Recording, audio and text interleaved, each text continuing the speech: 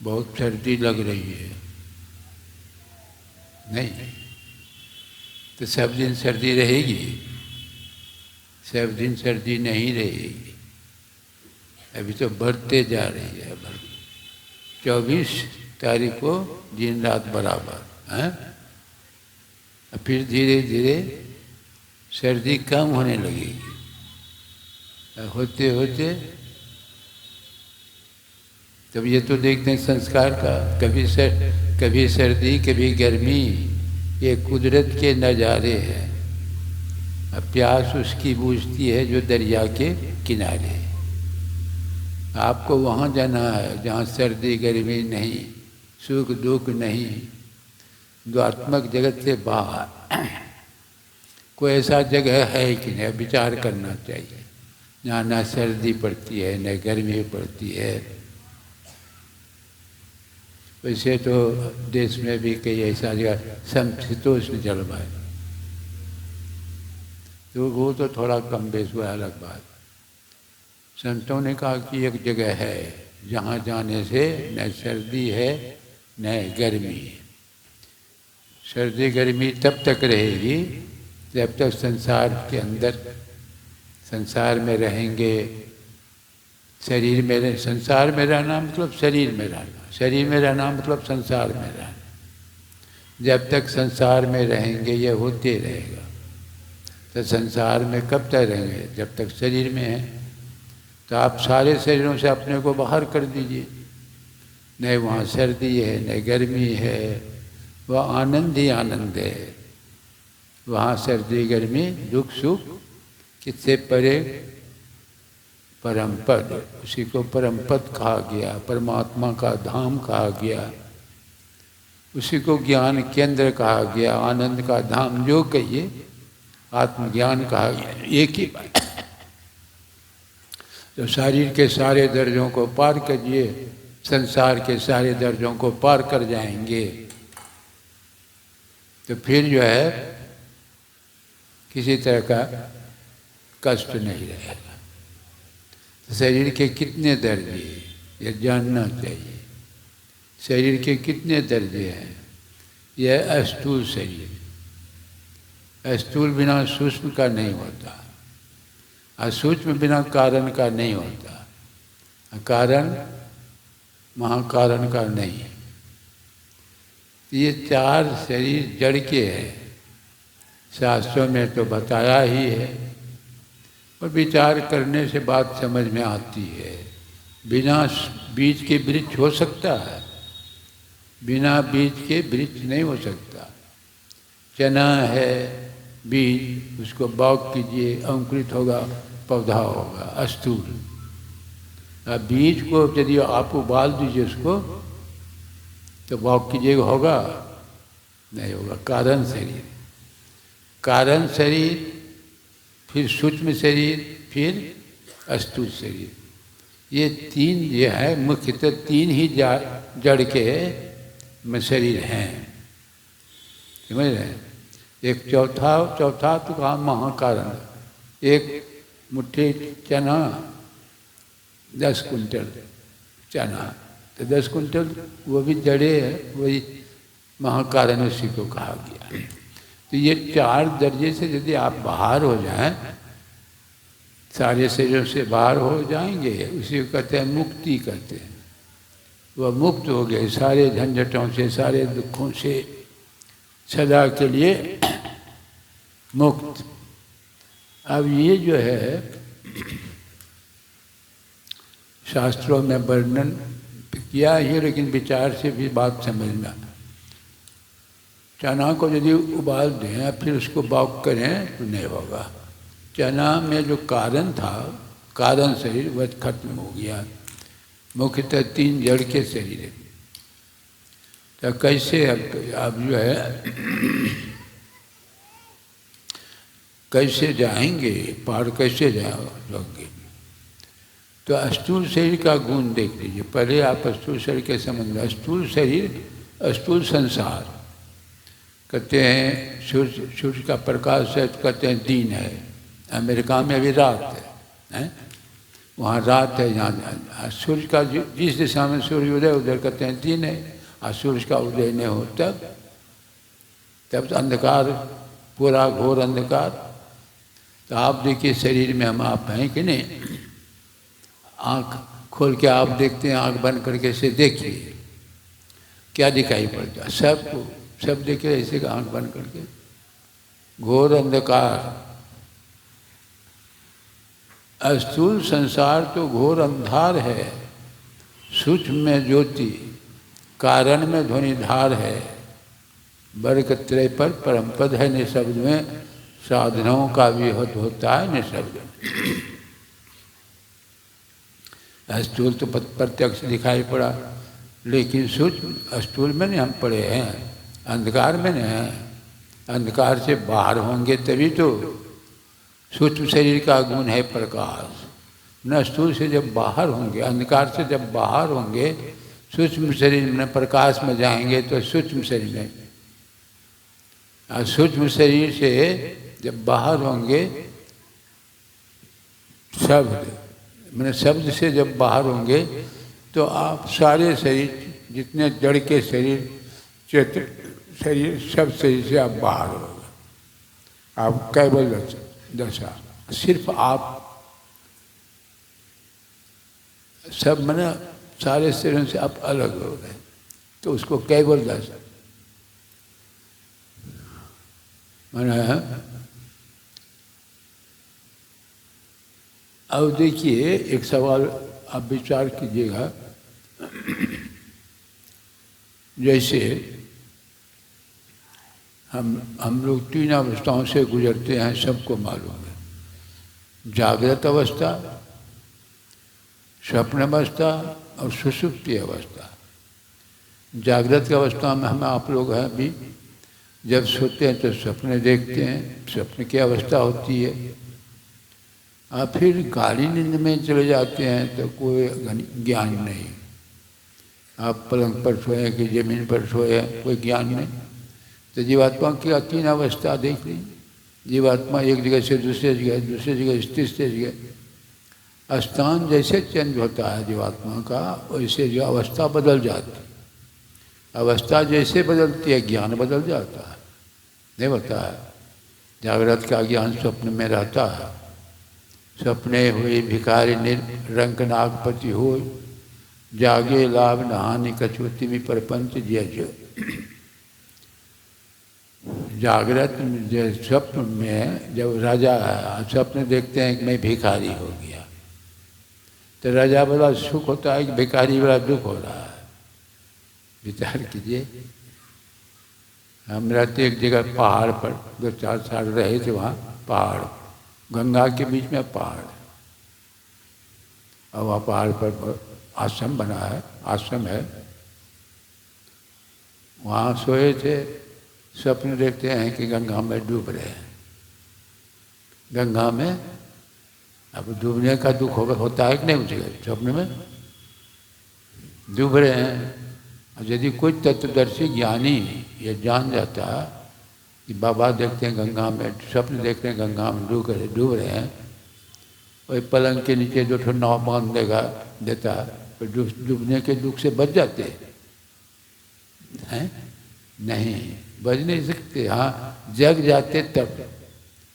उसी तरह जिस अवस्था में है वह मोह निसार सब शोभन सुनते थे, मोह निसार सब शोभन।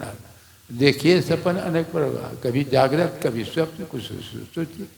3 अवस्थाओं से गुजरते हैं, 3 तरह का ज्ञान होता है, और इसके लिए कुछ करना नहीं पड़ता। राजा जनक ने जब स्वप्न देखा कि पड़ोसी राजा ने राजा जनक के राज को जीत लिया, ये राजा जनक को भी कैद कर लिया गया, लेकिन मारा नहीं।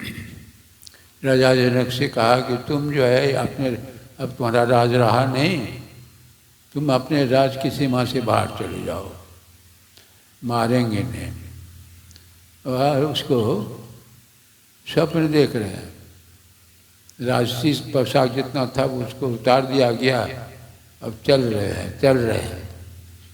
और ये भी कह दिया कि राजा जनक के साथ कोई बोलते हो पकड़ा जाएगा या कुछ खाने के लिए देगा तो उसको फांसी की सज़ा होगी।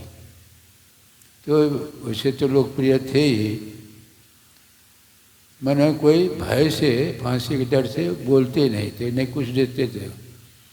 चलते चलते राज की सीमा से जब बाहर हो गए, भूख प्यास बहुत सताने लगी। अब तो झटपट पता चला कि अमुक जगह लंगर है, भंडारा चल रहा है, वहाँ जाते हैं। अब भंडारा क्या, कोठारी भंडारी सब जो है ने समाप्त करके, भंडारा समाप्त हो गया था, समाप्त हो गया, अब जाने ही वाले थे। राजा जनक पहुँचते हैं वहाँ, कहते हैं भाई कुछ खाने के लिए दो, भूख के मारे प्राण निकल रहा है, कुछ दो कुछ दो। भंडारी कहते हैं कि क्या देंगे, कुछ नहीं, सब तो हम समाप्त करके जा रहे हैं। कहा कुछ दीजिए, तो वही बर्तन में कुछ खुरचन था, वो खुरच करके दिया, हाथ दोनों हाथ ऐसे बढ़ाया, खुरचन दिया, एक चील झपट्टा मारा जोर से, देखा खाने का है, झपट्टा मारा तो हाथ हिल गया और वही खुरचन जो था कीचड़ में गिर गया। वो चिल्ला उठे, चिल्ला उठे तो सचमुच चिल्ला उठे, जग गए। अब जग गए तो अब सोचने लगे कि वह सत्य कि यह सत्य, मैंने राजसी शुरू राजा बोला सत्य कि यह अभी जो देख रहे भिखारी बोला यह सत्य कि वह सत्य, यह सत्य कि वह सत्य। अब यही बोलते रहते, बोलते जा रहे। देखते हैं राजे महल में स्वप्न जैसे जगह तो राजा था ही नहीं। देखते हैं दास दासी सुनाना सब, तब कहते यह सत्य है कि वह सत्य जो स्वप्न में देखे। अब जो है लोग सब सोचने लगे भाई अब राजा का दिमाग खराब होने लगता है। वैद्य डॉक्टर को दिखाया गया, उसको भी कहे यह सत्य कि वह सत्य, कोई समझ ही नहीं पाते, लगता है पगला गया क्या। तो अष्टावक्र ऋषि, उनके यहाँ शास्त्रार्थ चल रहा था, बहुत सारे शास्त्र आए थे विद्वान सब, वही पूछते यह सत्य कि वह सत्य, कोई जवाब नहीं देते। जब पता चला अष्टावक्र जो है कहोल ऋषि का पुत्र, जहाँ हम रहते थे कहलगांव, वही कहोल ऋषि के नाम पर वह पड़ा है कहलगांव, और उसके बगल में एक पहाड़ है, अष्टावक्र वहीं रहते थे, उनका लड़का, कहोल ऋषि का लड़का, वो तीर्थ भूमि के रूप में है अभी। उनको जब मालूम हुआ तो चले शास्त्रार्थ करने, जाते हैं। सभा इसी तरह सभा लगी हुई थी, सभी लोग थे। अष्टावक्र जैसे पहुँचते हैं तो लोग जो है अष्टावक्र ऋषि समझ करके उसको बैठाए आसन पर। राजा जनक ने अष्टावक्र को देख, जितने सभासद थे बैठे हुए, देख करके हंस पड़े। हंस पड़े इसलिए हंस पड़े, वो 8 अंक का टेढ़ा था, ये टेढ़ा था, ये टेढ़ा था, ये टेढ़ा, कमर टेढ़ा, गला टेढ़ा, 8 अंक टेढ़ा। इसका इस तरह का देख करके और जितने सभासद बैठे थे वो देख करके हंस पड़े। तो ये अष्टावक्र भी हंस पड़े। तो राजा जनक पूछते हैं कि आप क्यों हंस पड़े, क्या बात। कहते हैं कि पहले मैं हंसा नहीं हूँ, पहले आपके सभासद हंसे, उससे पूछिए ये क्यों हंसे हैं, तो बताइए। राजा जनक पूछते हैं आप लोग जो हंसे तो क्यों हंसे। कहा महाराज देखते हैं ना इसका चेहरा, ये औका चढ़ा मेरा, ऐसा आदमी तो हम कभी देखते नहीं किए थे हम लोग, वही देखकर हम लोगों को हंसी आ गई। तब अष्टावक्र पूछते हैं कि आप क्यों हंसे। कहा कि मैं तो सुन रखा था कि राजा जनक के दरबार में बहुत सारे ज्ञानी सब विद्वान सब रहते हैं, लेकिन यहाँ आने के बाद तो पता चला कि यहाँ ये जो चमारों की सभा है, देखिए क्या कर रहे हैं, कैसे करते हैं आज चमारों की सभा। चमार किसको कहा जाता है? जिसको हड्डी की पहचान, चमड़े की पहचान, मांस की पहचान, चमार उसी को नहीं कहा जाता है। ये हमारी हड्डी को देख रहा है, ये टेढ़ा है या बौका है। आत्मा भी क्या टेढ़ा मेरा है?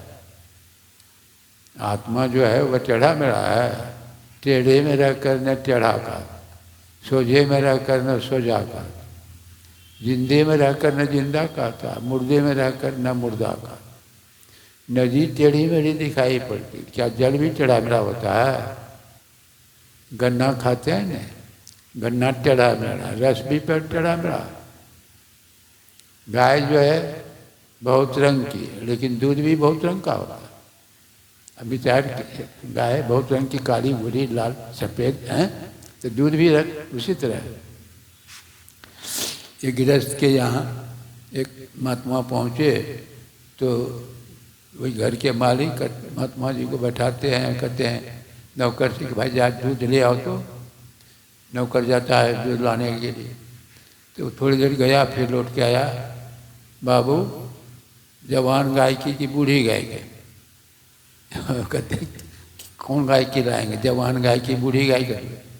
बेकार, जाओ दूध कत्ते लाने के लिए, तो जवान गाय बूढ़ी जाते हैं। तो फिर वो दस होते हैं काली गाय की, सफ़ेद गाय की, मैंने बिगड़ गए। तब तक महात्मा जी जो चले ही गए जो खाने का। ये तो कहने का मेरा मतलब यहाँ देखते हैं रंग बिरंग का दिखाई पड़ता है कि नहीं? तो ये ऊपर का नहीं है खोल, भीतर जो आत्मा है वह टेढ़े में रहकर न टेढ़ा कहता। गुरु महाराज कहते हैं टेढ़े में रहकर न टेढ़ा कहता, सोझे में रहकर न सोझा कहता, जिंदे में रहकर न जिंदा कहता, मुर्दे में रहकर न मुर्दा कहता। अब देखिए विचार करने के बाद समझ में आ जाए।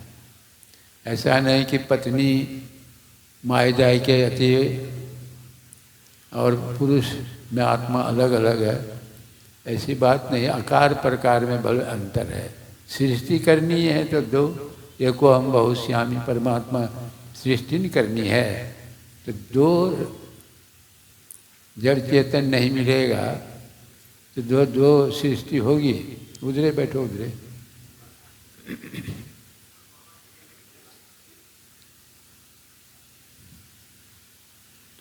जरा सा ख्याल इधर जाता खत्म है। आकार प्रकार जैसे पुरुष हैं और बहन सब, आकार प्रकार में अंतर है, आत्मा में कोई अंतर नहीं है।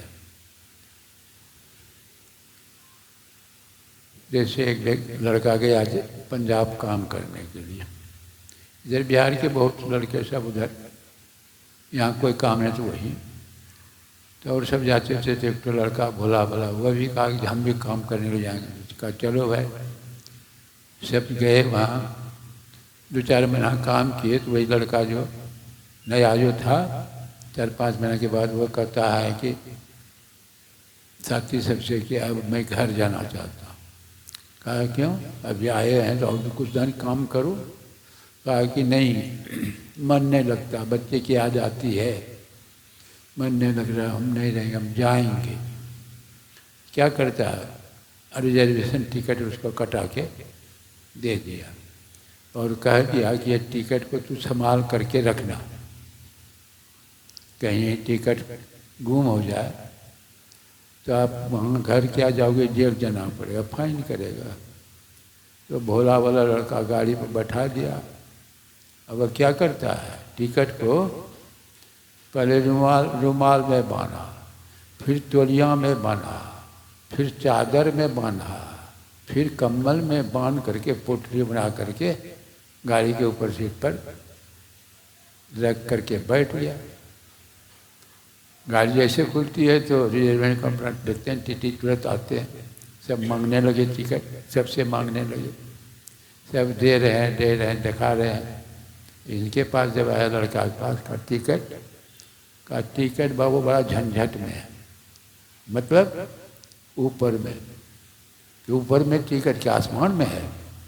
वही पोटरी को उतरवाया गया, दोनों सीट के बीच में कम्बल को खोल के फैलाया, फिर चादर को खोल के फैलाया, फिर तौलिया को खोला, फिर रुमाल को खोला, वो कागज़ में लपेट के था, निकाल करके जब दिया तो टिकट है, देखता है टिकट तो ठीक ठाक है, टिकट तो ठीक ठाक है, लेकिन लगता है इसका स्क्रू ढीला है।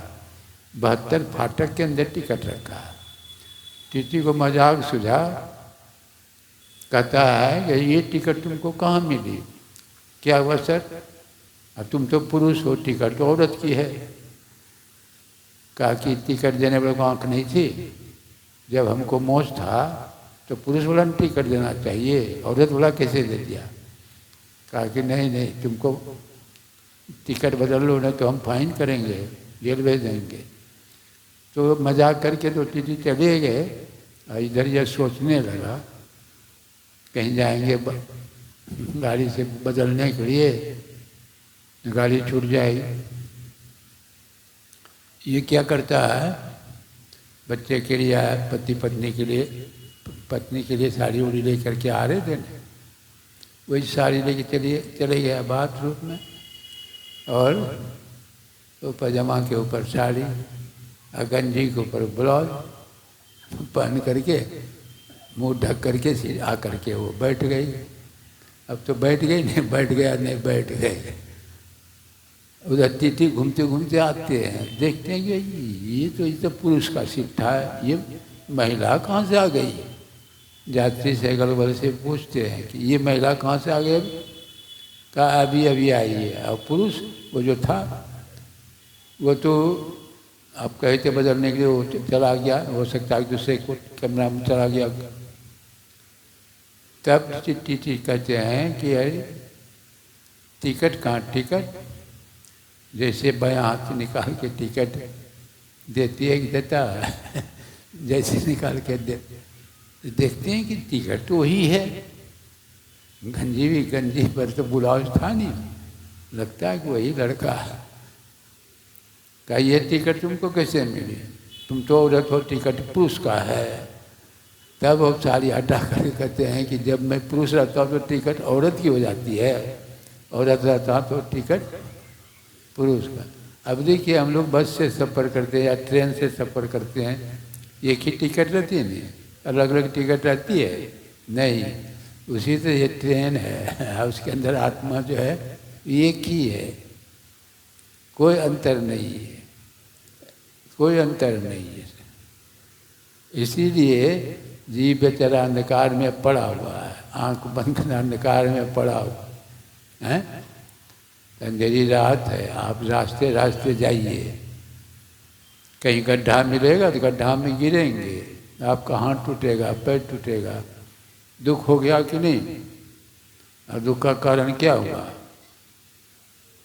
गड्ढा, अंधकार, अंधकार दुख का कारण हो गया। प्रकाश रहता है तो बगल होके निकल जाते, गड्ढा दिखाई पड़ते हैं। तो जीव अंधकार में पड़ा है, घोर अंधकार में। स्थूल संसार तो अंधकार में, अंधकार में है तो अंधकार में ज्ञान नहीं होता, और अज्ञान में रहेंगे तो अज्ञानी को तो दुख स्वाभाविक होता है। मोह सकल व्याधिन कर मूला, ते ते पुण्य उजय बहुसूला, काम बात का लोभ अपारा, क्रोध पीत निच्छाती जा रहा, प्रीति करे जो तीनों भाई, उजय संधिपात दुख जाए। देखिए बहुत वर्णन, मूल कारण तो अंधकार हुआ कि नहीं? अज्ञान। तो आप अपने को बाहर कीजिए अंधकार से, स्थूल से बाहर कीजिए, अंधकार से बाहर हो जाएंगे। तो 3 अवस्था से चौथी अवस्था, अंधकार से बाहर जाएंगे तो दीप की चौथी अवस्था होगी। अंधकार में ज्ञान नहीं के बराबर, प्रकाश में जहाँ ज्ञान होगा कि नहीं? लेकिन प्रकाश में पूरा ज्ञान नहीं होता। प्रकाश भी में हो जाएगा तो पूरा ज्ञानी हो। आप तो जैसे यहाँ बैठे हैं, प्रकाश तो ही है, पूरा ज्ञान हो गया। कौन कहाँ के हैं, जब तक बातचीत नहीं करेंगे पूरा ज्ञान होगा नहीं होगा। तो ज्ञान का तो दो ही आधार है, दो ही आधार है। तो आप अंधकार में जागृत अंधकार, स्वप्न भी अंधकार, सुषुप्ति वो घोर अंधकार से अंधकार से नीचे आर उतरते हैं। तो जागृत में तो ज्ञान है को, स्वप्न में देखिए और ज्ञान कम हो गया, फिर सुषुप्ति में ज्ञान नहीं है। आपको पता नहीं कि पलंग पर सोए हैं कि जमीन पर सोए। आपको क्या करना है, आपको जैसे जैसे आप बैठे हैं, आपको जाना आज क्या करेंगे, खड़ा होंगे तभी नहीं, आपको खड़ा होना पड़ा। आप जैसे ये संसार जो है देख रहे हैं, संसार में हम लोग हैं, ये नाम रूपात्मक जगत है। वो चीज़ ऐसा आप नहीं बता सकते कि न उसका कोई आकार है न उसका नाम है। इसे में हम लोग पढ़े हुए हैं, नाम रूपात्मक जगत। कोई ऐसा चीज़ बता सकते हैं? नहीं। तो संतों ने कहा कि आप पहले अपने नाम, एक नाम का सहारा लेंगे तो सब नाम छूट जाएगा, एक रूप का सहारा लेंगे तो सब रूप छुप जाएगा। तो बहुत से अलग हो गए कि नहीं। एक नाम जाप करो, जो आपके आचार्य बता दे उसका अक्षर मनोजपूर्वक दृढ़ता से जाप करो, दृढ़ता से जाप करने के साथ साथ जो है दृष्टि का भी काम, दृष्टि को स्थिर रखना, दृष्टि स्थिर रखना। जैसे आंख बंद करके जाप के बहुत प्रकार है, जैसे वाचिक जाप है, उपांशु जाप है, मानस जाप है, श्वास के द्वारा जाप करते हैं। लेकिन जब मन को कंट्रोल का सबसे श्रेष्ठ मानस जाप होता है। सब तो जापे है, लेकिन डायरेक्ट जो है मानस जाप। अपना संत मत में ज़्यादा नीचे करना, आप मन को रोकना, तो मन को जाप में लगाइए, जाप कीजिए। जाप और आप जरा सा सचेत नहीं रहेंगे, निर्जापो नहीं होगा, तुरंत मन दौड़ता है। सचेत रहने के लिए दृष्टि सामने में रखना पड़ता, दृष्टि अंधकार के पटल पर कोशिश के सामने रख करके जाप कर। जाप करते करते एक नाम, फिर उसके रूप का ध्यान। मैंने कहा रूप में चाहे जिसका नाम का जाप करते हैं उसके रूप का ध्यान करना पड़ता है। जैसे भगवान राम का जाप करेंगे तो भगवान राम के रूप का ध्यान कीजिए, समझ रहे। कृष्ण का करेंगे जाप तो उनके, शंकर भगवान के नाम का जाप करेंगे तो उनका ध्यान कीजिए। अस्थिर दृष्टि स्थिर करने का तरीका, मन को स्थिर करना पड़ता। अब मान लिया एक नाम एक रूप पर आ गया। अब नाम और रूप बनता है कैसे? रूप बनेगा तभी तो नाम। जीव शरीर लेकर के आता है, बन गया तैयार। जीव शरीर लेके आया, नाम लेकर आता है, नाम लेकर नहीं आता। आने के बाद शरीर लेके जब आता है तो नाम रखा जाता है। कोई अभिभावक या माँ बाप कुछ न कुछ नाम रख देते। रूप ने धारण के तो नाम कुछ क्या रखेंगे। ये रूप धारण किया तो माइक, ये रूप धारण किया तो टेबल, ये रूप धारण किया कुर्सी है। तो पहले रूप तब नाम, समझ रहे। इसीलिए आप रूप ध्यान कर रहे हैं, अस्थिर हो गया तो उसमें नाम, उसमें भी रूप जो देख रहे हैं उसमें आकार प्रकार फैलाव है, मन उतना दूरी तक फैला रहा था। अब रूप कैसे बनता है, पढ़े लिखे जो हैं तो समझ जाएंगे। रूप बनता है जैसे कोई चित्र बनाते हैं आप, कोई चित्र बनाते हैं ना, कागज पर कलम रखते हैं, चिन्ह होता है कि नहीं। लाल इंक तो लाल चिन्ह, काली है तो काला चिन्ह है, नहीं होता है। चिन्ह हो गया, चिन्ह होगा तो लकीर आप खींचते हैं कि नहीं। लकीर खींचते हैं, खींचते कोई चित्र बना करके, जानवर का, आदमी का कोई चित्र बना करके बन करके तैयार हो गया। चिन्ह नहीं हो तो लकीर बने, आप विचार कीजिए, चिन्ह जैसे कलम रखते हैं, चिन्ह हुआ तो चिन्ह नहीं हो तो लकीर बनेगा? नहीं बन सकता। और चिन्ह कैसे बनता है? शब्द से। आप विचार कीजिए, देखिए जैसे कलम आप रखते हैं, कंपन होता है कि नहीं, वाइब्रेशन होता है कि नहीं कुछ, तो शब्द। अब लकीर खींचने तो शब्द का प्रवेश हो रहा है नहीं लकीर में। शब्द का प्रवेश होते होते चित्र बन के जो तैयार हो गया, सारे चित्रों में शब्द का प्रवेश हो गया कि नहीं? आप विचार कीजिए, सारी सृष्टि शब्द के पीछे, नानक शब्द घटे घटात। ये सारी सृष्टि जो है शब्दमय है, वो शब्द हम आपके अंदर में भी है। सारी सृष्टि शब्द के पीछे, नानक शब्द घटे घटात। ये सारा संसार शब्दमय है। उस शब्द को पकड़ने के लिए बिंदु ध्यान। अब बिंदु पर जाएंगे तभी ना बात सुना। कहा कि बिंदु जो है बना है शब्द से, तो बिंदु ध्यान करेंगे।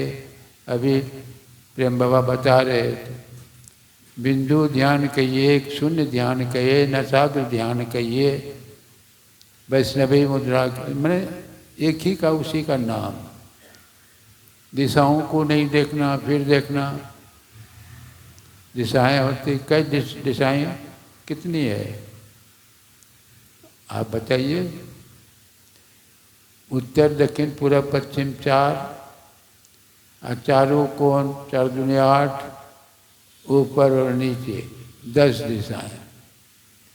अब दिशाओं को छोड़ करके देखना, तो कैसे देखेंगे? आप आंख बंद कर लीजिए, कौन दिशा दिखाई पड़ रहा? आप आंख बंद करते हैं तो कौन दिशा देख रहे हैं?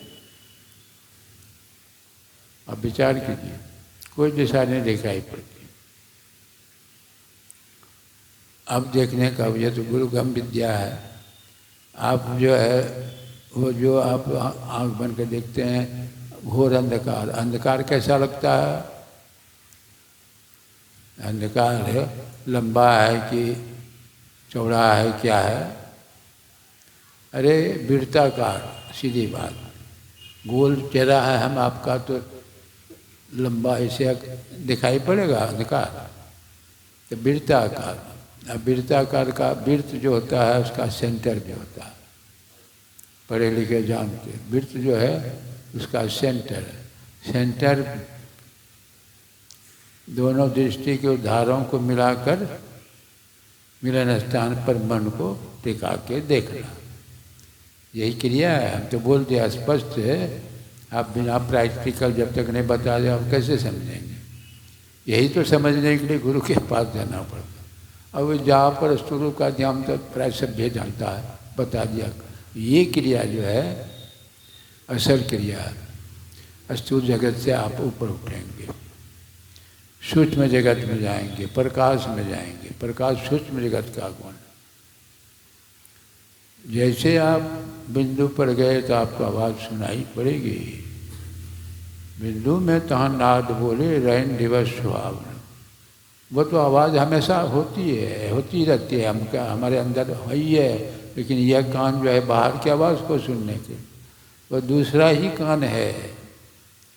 गोश बातिन हो कुशादा, कुछ दिन जो करे अमल। बातिन कान जो है आंतरिक कान, बातिन कान जो है, ये आँख देखती है। विचार कीजिए, ये आँख नहीं देखती, देखने वाली दूसरी आँख है। अरे मरने के बाद तो ये सब देखिए आँख कान भी करता है, देखता है भाई, सुनता है। मरने के बाद तो छोड़ दीजिए। जब आप गाड़ी में जाते हैं तो क्या बगल में कौन बोल रहा है सुनते हैं? यही समझिए नहीं, वो दूसरे आँख है, दूसरे कान है, समझ रहे हैं? आत्मा की आँख, आत्मा को न आँख है, न कान है, न नाक है, लेकिन वो सब सुनता है, सब देखता है, सब अति करता है। आत्मा देखता है, सुनता है, सब चीज़ वही करता है, लेकिन नहीं करते हैं। बिनु पद चले सुने बिनु काना, कर बिनु करम करे विधि नाना, आनंद रहित सकल रस भोगी, बिन बानी बक्ता बड़ जोगी, तन बिनु परस नयन बिनु देखा, घर घरान बिनु बास से का, अस्त भांति अलौकी करनी, महिमा जा सुझाए नहीं। पैर नहीं है चलता है, हाथ नहीं है काम करता है, तो बात नहीं समझ में आती है। आप निकल जाइए शरीर से, देखिए तो हाथ पैर कोई इंद्रियां काम करती है, तो वही है। प्रकाश मंडल में जाएंगे, कौन जाएगा? वही जाता है। अंधकार में वही नहीं बैठा है, अंधकार से बाहर होगा वही जाएगा। जाने के लिए तो अंधकार से नीचे स्वप्न जाएगा, तो उसके लिए कुछ करने का जरूरत नहीं है। ऊपर चढ़ने के लिए, जैसे छत पर चढ़ने के लिए लोग जीना लगाते हैं, सीढ़ी लगाते हैं, क्या गिरने के लिए भी सीढ़ी लगाते हैं? गिरना तो किसी रास्ते से होगा, चढ़ना जो है किसी रास्ते से नहीं होगा, सीढ़ी लगाना। अब तो उसी तरह ऊपर चढ़ने के लिए तो आपको कुछ करना पड़ेगा, और गिरने के लिए तो कुछ करने का जरूरत नहीं। सोने के लिए करना पड़ता है कुछ, बैठे चले गए स्वप्न देखने के लिए, फिर गाड़ी नींद में चले, उसके लिए आप क्या करते हैं? और कसरत वसरत कुछ करना पड़ता है नहीं, लेकिन ऊपर चलने के लिए तो करना पड़ेगा। बैठे हैं तो खड़ा होइए, खड़ा हुए तभी चलेंगे। तो बिंदु ध्यान करेंगे तो खड़ा होने की शक्ति हो जाएगी। अब शब्द जो है आपको सुना, शब्द ये है आपको पकड़ के लेते जाएगा। अब जाएंगे कहाँ? आप नीचे गिर नहीं सकते। जैसे बाघ के मुंह में हरिन जो है पड़ जाए, हरिन भाग सकेगी? उसी से शब्द जो है परमात्मी गुण रहता, उसमें जीव को पकड़ लेता। अब खींचते वही ले जाता, खींचते ले जाएगा, जाते जाते जहाँ शब्द लय हो जाता है वही है परम पद, परमात्मा का धाम, ज्ञान का केंद्र है। सारे दुखों से, ये द्वंद्वात्मक जगत, सुख दुख सर्दी गर्मी, ये सब से आप ऊपर उठ करके विचित्र चैन, जब तक आप संसार में रहिए जीवन मुक्त पुरुष के रूप में। जीवन मुक्त पुरुष, जीवन मुक्त की पुरुष किसको कहा? संसार में है, परिवार में है, लेकिन ये दुख सुख, कोई परिवार का कोई आदमी मर गया, देखते हैं लोग चिल्लाने लगते हैं, छाती पीट पीट के चिल्लाते हैं कि नहीं? ये आसक्ति है। जीव को पहली आसक्ति शरीर से, जीव जो संसार में आया शरीर लेके आया, तो जीव को पहली आसक्ति शरीर, अपने शरीर से। अब बढ़ रहे हैं शादीशुदा, तो फिर पति पत्नी से आसक्ति लगी, फिर पोता बेटा हो गया तो उससे आसक्ति, बेटा को फिर बेटा हो गया। देखिए बढ़ते आसक्ति बढ़ती जाती। और एक बात समझ लीजिए कि जिन चीज़ों से आपको ज़्यादा आसक्ति है उसके बिछड़ने से उतना ही दुख होता है, और जिससे कम आसक्ति है उसके बिछड़ने से कम दुख होता है। जैसे आपका गमछा गिर गया, एक उदाहरण देते, थोड़ा सा हल्का दुख होता है, कुछ विशेष होता है, रोने, छाती पीट पीट के रोने लगते हैं? नहीं। आप देखिए, आप सबसे ज़्यादा आसक्ति, कोई मरना नहीं चाहता, कोई मरना नहीं चाहता। आपका कितनो हित प्रेमी है, तो आप जो है उसको बहुत सीरियस बीमारी हो गई, आपको कहे कि आपका जो है ना, आप ये आंख निकाल के दे दीजिए, बहुत सोचते समझते, अतिशय अच्छी होगा तो अलग बात की आंख दे सकते, लेकिन नहीं, मर जाए तो ठीक है, हम काहे मरेंगे? हैं? एक माई जो है बच्चा को ले करके, वो राजस्थान में जो खाली बालू जादे, राजस्थान में उधर जा रही थी, सूर्य की किरणें बालू पर इतना पड़ने के बाद जो है बालू अधिक तप्त हो गई थी। अब वो माई का पैर जल रहा था, क्या करे बेचारी? तो वह क्या करती है, बच्चा जो लेके जा रहा था, बच्चा को बालू पर लेटा दिया और उसी के ऊपर पैर रख करके वह खड़ी हो गई। बच्चा मरे तो मरे, मैं नहीं मरूं। देखिए अपना कितना प्यारा होता है। अपना बच्चा मरे तो मरे, उसके लिए कोई बात नहीं। उसी तरह जिससे जितने आ सकते उसके बिछड़ने से उतना ही दुख होता है। भगवान ने कहा नहीं, मैं और मोर तोड़ते माया, दिवस की नए जीव ने कहा।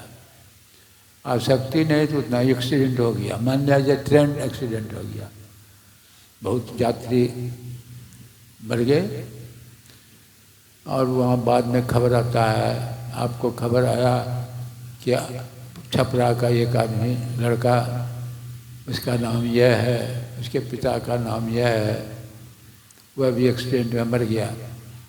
तब देखिए तुरंत जैसे जानकारी होगी मेरा, अब रोना धोना, जब तक मेरा नहीं रोना धोना नहीं। ये मोह देखिए कैसी है, इसीलिए ये दुख का कारण हो जाता है। मोह सकल व्याधि करूँ, सारे दुखों का जड़। और सारे सादे शरीरों से आप अलग हो गए, शरीर रहे भी नहीं किया तो आप दुख किसको होगा? हैं, वो तो आनंद स्वरूप है, आत्मा तो आनंद स्वरूप है। सारे शरीरों से अलग हो गए, सारे कपड़े से अलग, आपका अपना ज्ञान।